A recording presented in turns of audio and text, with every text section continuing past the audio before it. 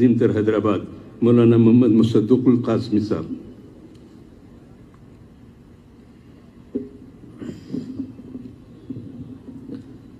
بسم اللہ الرحمن الرحیم. الحمد للہ کفا وسلام علی عباده الذین اصطفى. اما بعد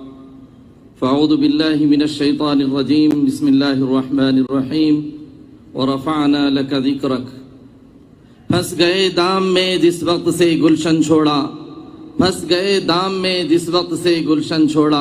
نکھتے گل نہ ملی جب سے نشے من چھوڑا، ہم کہیں کے نہ رہے عزت باری کی قسم جب سے اللہ کے محبوب کا دامن چھوڑا.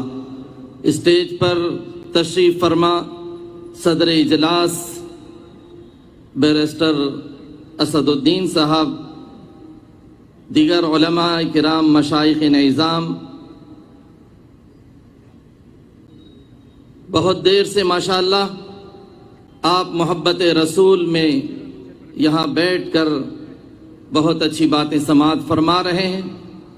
احتجاج جس طرح ہم کرنے کے لیے یہاں پر بیٹھے ہیں، یقیناً میں یہ سمجھتا ہوں کہ آقا مدنی سرور کائنات تاجدار مدینہ احمد عربی محمد مصطفیٰ صلی اللہ علیہ وسلم کی ذات اقدس پر جو توہین اور اہانت کے الفاظ جن بدبختوں نے کیا ہے اور جنہوں نے گستاخانہ الفاظ کہہ کر اس ملک کی پوری فضا کو زہر آلود بنا دیا ہے، مسلمانوں، نوجوانوں، بیٹیوں اور مختلف عورتوں اور مسلمانوں کے دلوں کو مجروح جنہوں نے کیا ہے، یاد رکھنا کہ یہ دلوں کا مجروح کرنا یہ آپ کا اپنا کام تو ہو سکتا ہے، لیکن خدائے رب ذوالجلال ایک دن آئے گا کہ تمہاری یہ ناپاک چیزیں اور ناپاک گستاخانہ الفاظ تمہارے تشتش بام ہو کر تم کیفر کردار تک ضرور پہنچ جاؤ گے اور اس صفحے ہستی سے بھی مٹا دیے جاؤ گے. لیکن میں یہ کہنا چاہتا ہوں میرے دوستوں، میرے نوجوانوں، کہ ہماری زندگیوں کے اندر آقا مدنی صلی اللہ علیہ وسلم کے صحابہ نے جو محبت کا جام پیش کیا تھا، آقا مدنی صلی اللہ علیہ وسلم کی ذات اقدس پر اپنے بچوں کو یتیم کیا تھا، بیویوں کو بیوہ کیا تھا، مال و دولت کو لٹایا تھا، جائیداد کو قربان کیا تھا، آقا کے اشاروں پر اپنی زندگیوں کو قربان کیا تھا، اور یہ چاہتے تھے آقا اشارہ دیں اور ہم کود جائیں میدان عمل کے اندر. آپ کو کیا معلوم نہیں غزوہ بدر کے اندر جو دو ننھے سے نوجوان نہیں تھے وہ بلکہ بچے تھے، حضرت معاذ اور حضرت معاویہ رضی اللہ تعالیٰ عنہما، جنہوں نے یہی کہا تھا حضرت عبداللہ ابن مسعود رضی اللہ تعالیٰ عنہ کو جب وہ صفیں بند رہی تھی غزوہ بدر میں. انہوں نے پوچھا تھا کہ اے چچا جان ابو جہل کہاں ہیں؟ تو انہوں نے پوچھا تھا صحابی رسول نے ان چھوٹے سے بچوں کو آقا صلی اللہ علیہ وسلم کے سلسلے میں یہ فکر کیوں ہے؟ انہوں نے پوچھا تو ان بچوں نے کہا ہم نے سنا ہے کہ وہ آقا کی شان میں گستاخی کرتا ہے، اگر ہم دیکھ لیں تو اس کو زندہ نہیں چھوڑیں گے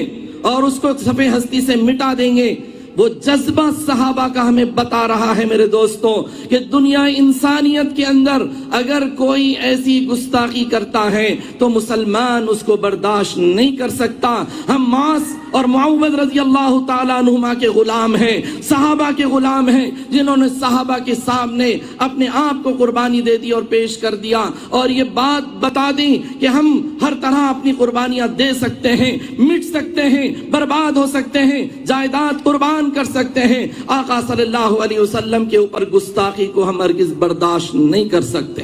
لیکن ہم اپنے ملک کے ان ذمہ داروں کو پوچھنا چاہتے ہیں جو مرکزی حکومت پر فائز ہیں اور جو اپنی ضلالت، اپنی ظلم اور اپنی حکمرانی کی نشے میں چور چور ہو کر اور اس طرح چور چور ہو کر نا انصافی کے کام کر رہے ہیں. ایک طرف جو ترجمان ہے جس نے گستاخی کی، اس کمبخت نے جو گستاخی کی، عجیب اتفاق، عجیب انداز، مزہ کا خیز بات کہ وہ یہ ایک طرف اپنے ترجمانی سے معطل کرتے ہیں یہ کہہ کر کہ اس نے جرم کیا ہے، جرم کیا ہے. معطل کرتے ہیں، لیکن یہ عجیب انداز ہے کہ اسے گرفتار نہیں کیا جاتا ہے۔ یہ کیا ناانصافی ہے؟ اگر ہمارا کوئی نوجوان صرف کسی ایک جگہ ملک کے اندر اگر کوئی ایک الزام لگ جاتا ہے تو چند سیکنڈوں کے اندر اسے گرفتار کر کے جیلوں کی صحبتوں میں ڈال دیا جاتا ہے، اور آج آپ نے اقرار کیا، اس کے جرم کو اقرار کیا، اس کی بدماشی کو اقرار کیا، اس کے کمبخت پن کو اقرار کیا، وہ اہانت رسول کو بھی قبول کیا۔ اسی لیے تو آپ نے اپنے پارٹی سے اسے نکالا ہے۔ جب قبول کیا ہے تو کیوں اس کے اوپر گرفتاری کا وارنٹ لگا کر گرفتار کر کے جیل میں کیوں نہیں ڈال رہے؟ یہ ناانصافی، انشاءاللہ یہ تمہاری یہ ناانصافی چند روز رہے گی، اور اے حکمرانوں اور ظالم حکمرانوں جو اس ملک پر فائز ہو کر یہ بتانا چاہتے ہیں کہ ہم مسلمانوں کو کسی طرح بھی دبا دیں گے اور خاموش کر دیں گے، ان کی آواز خاموش ہو جائے گی، لیکن یہ ٹھاٹا مارتا ہوا یہ سمندر اور یہ نوجوانوں کی جوک در جوک یہاں پر آ کر اپنی آواز کو ان قائدین کے ساتھ ملا کر اور احتجاج کرتے ہوئے بتانا چاہتے ہیں کہ ہم خاموش نہیں ہیں، ہم اپنے قائدین کے اشاروں کے متمنی ہیں، ہم اپنے قائدین کے اشاروں کے متمنی ہیں۔ اگر وہ جب قانون کے دائرے کے اندر اگر کوئی بات عرض کریں گے تو ہم ضرور اپنے آپ کو قربان کرنے کے لیے آقا کے سامنے تیار ہو جائیں گے۔ باطل سے دبنے والے اے آسمان نہیں ہم، باطل سے دبنے والے اے آسمان نہیں ہم، 100 بار کر چکا ہے تو امتحان ہمارا۔ ہم وہ نوجوان ہیں، ہم وہ مسلمان ہیں، ہمارا مسلمان وہ نوجوان ہیں جو باطل کے آگے اپنے آپ کو مٹانے کے لیے تیار ہو سکتا ہے لیکن باطل کو کبھی قبول نہیں کر سکتا۔ ہمارا جمعیت علماء کہ میں حضرت مولانا حافظ پیر شبیر صاحب کی نمائندگی کے طور پر جمعیت علماء کے ان کی ہدایت پر یہاں آیا ہوں۔ آج بھی جمعیت علماء کے مرکزی قائدین کو سلام ہو۔ الحمدللہ آج مولانا حکیم الدین صاحب جو جنرل سیکرٹری ہیں، آج الہ آباد میں ان 90 نوجوانوں کو جنہوں نے احتجاج پرامن کیا تھا انہیں گرفتار کیا گیا ہے تو وہاں چھڑانے کے لیے موجود ہیں۔ اور آپ نے دیکھا ہوگا کہ روز اول سے جمعیت علماء نے اپنے چاہے جو ہے جہانگیر پوری کے اندر بلڈوزر چلایا گیا ہو، چاہے وہ ہمارے جہاں الہ آباد کے اندر ابھی پرامن احتجاج کرنے والوں پر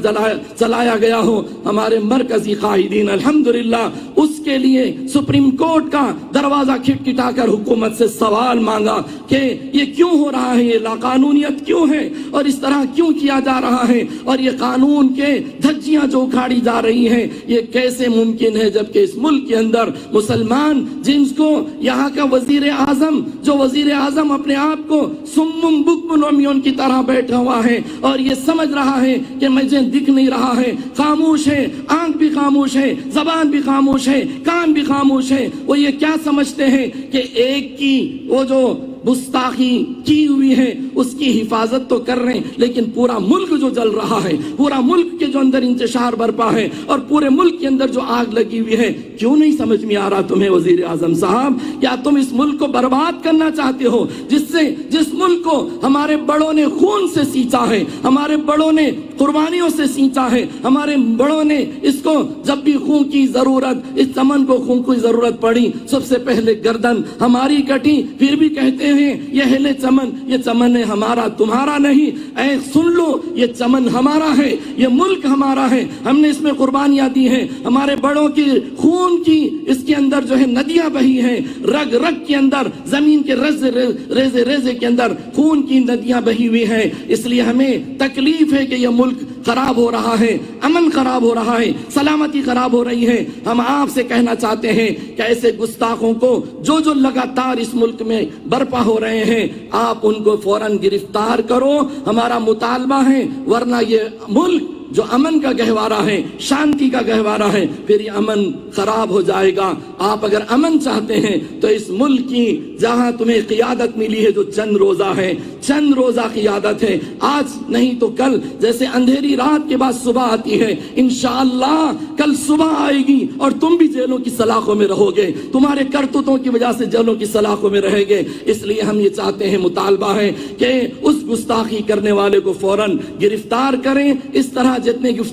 گستاخیاں کر رہے ہیں اس کے اوپر فوراً ایکشن لیں، اور قانون کے دائرے میں، چونکہ ہمارا مذہب اسلام یہ کہتا ہے کہ اللہ نے قرآن کریم کے اندر میں بھی فرمایا ہے کہ تم اپنے خدا کو برا مت کہو. اور یہ اس کا جواب یہ ہے،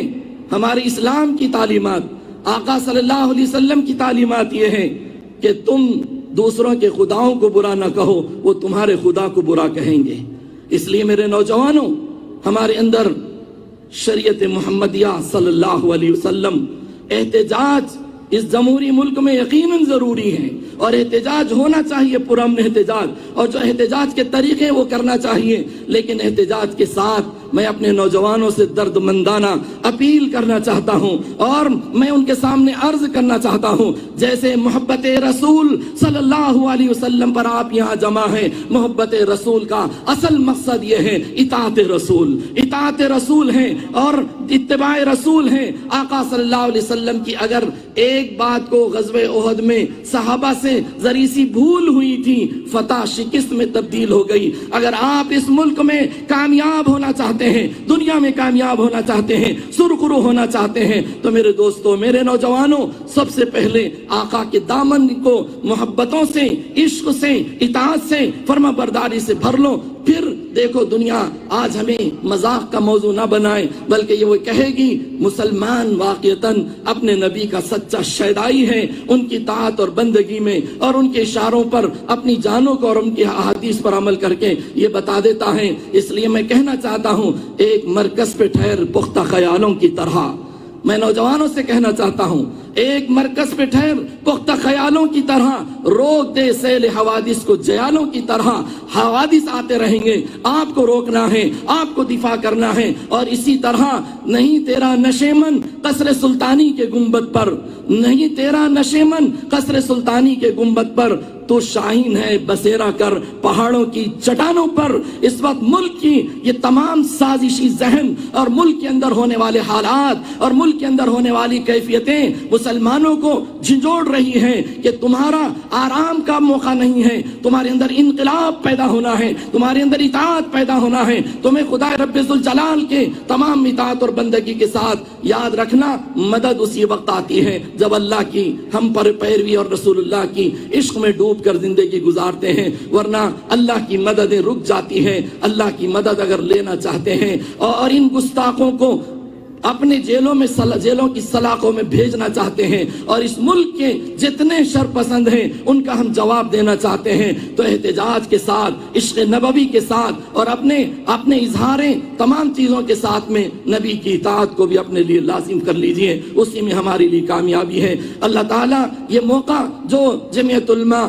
ضلع ریاستی جمعیت علماء کی وجہ سے ہمیں اس وقت دیا گیا ہے، میں مشکور ہوں صدر محترم کا اور اس اسٹیج کا کہ اس موقع پر جمعیت علماء کے اکابرین کی آواز، اور یہاں جو جمعیت علماء نے جو اس کی اس تاریخ ہے، اس کے اندر اس تاریخ کو سمجھتے ہوئے کہ قربانی کے جو